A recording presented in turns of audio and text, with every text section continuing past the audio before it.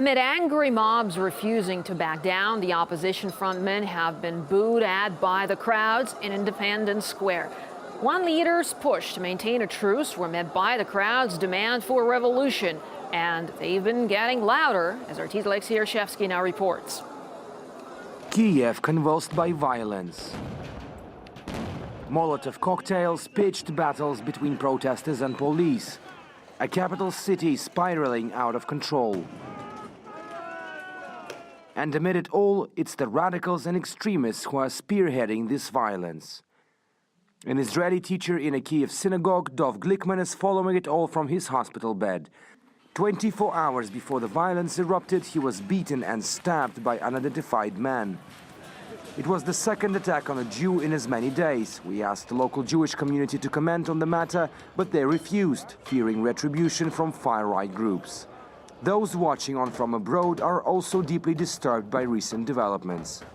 Of course, we're worried about Jews in Ukraine at the moment, because if there is anti-Semitic violence, there will be no mercy for anyone, neither women nor children.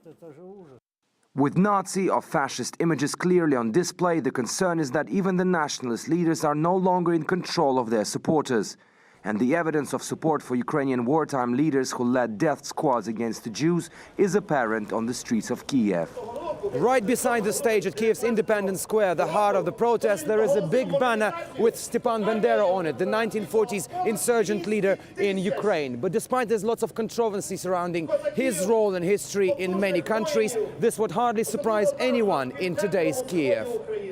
But at the other scene of the protest, beside what seems to be future Molotov cocktails, we see a peculiar graffiti on the wall, an old Aryan rune, which is unlikely to have any double meanings in European countries, because back in the 1940s it was used by some of the Nazi troop divisions.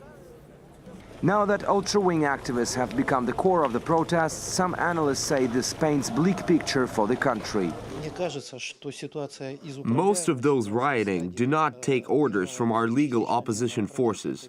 They are radical nationalists, football fans, revolutionary romanticists, and inadequate people. It's a mixed mob, but radical nationalists are the only ones with knowledge and skill when it comes to mass riots. They know how to handle themselves.